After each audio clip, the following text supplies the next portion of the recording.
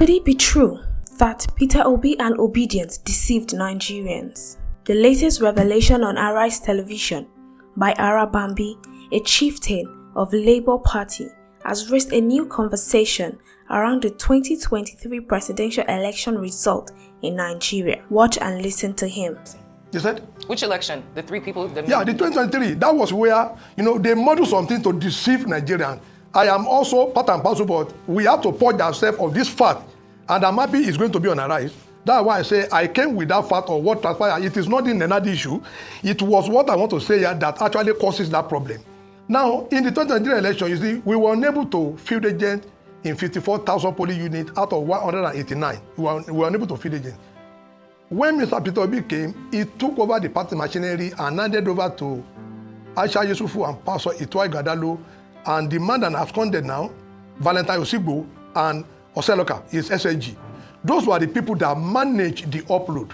Now, in 189 polling units, 89,000, Labour Party failed to account for 54,000. That was why he said we were unable to enumerate, some agent. That is actually to come here on this channel. I knew it was Dr. Bati and my friend, Rudy Fire, that did that interview.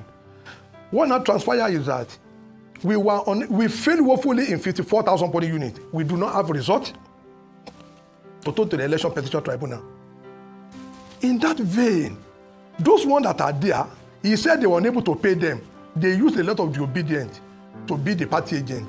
Because they were unable to pay them 10,000, they absconded with that result.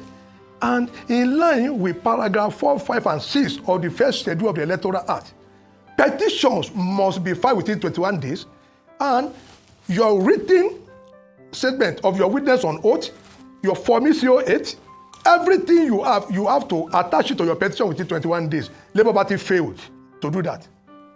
What they now did was that there was a meeting. How do we cover ourselves up? We went to that court to lie against the judiciary because we were the one that failed.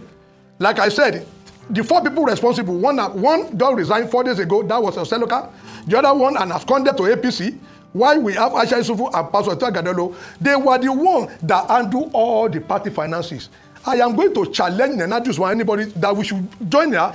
We will bring the account that Labour Party did not touch the party campaign fund.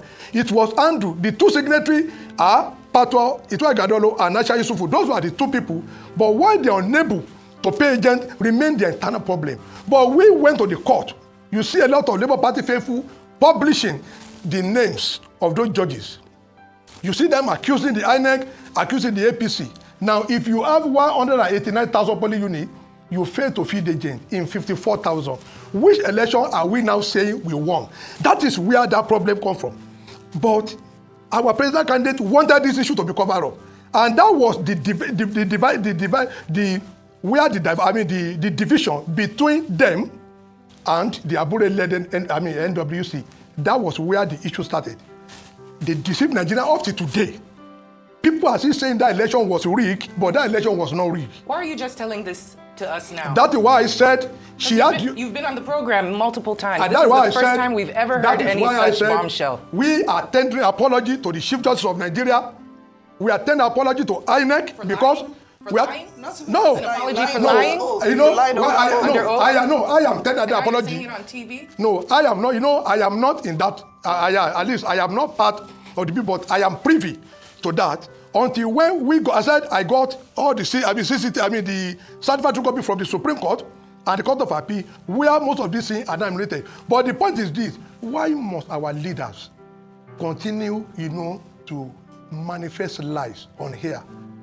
I am on TV. I challenge any member of Labour Party to go and bring the certified true copy of all the things we filed in the court. If it's different from the one I have, the Special General of Police should arrest me and charge me to court. I challenge any one of them to come and tell me that what I'm saying now is like that. It was Labour Party. They made that mistake. Rather than for us to accept, they now put up to today. You see a lot of my members accusing the judiciary they rigged 2023 election. I am here to say nobody rigged Labour Party out. It was just a mistake, a calculated mistake by 4 people. Oseloka, who has absconded from Labour Party now because they caused the crisis, Valentine Osigbo, who went to run for governorship in APC, Aisha Yusufu, and Pastor Itua Igadado. Those 4 people messes our election up. But I think, in the spirit of fairness, Mr. Peter Obi ought to have at least eaten the humble pie.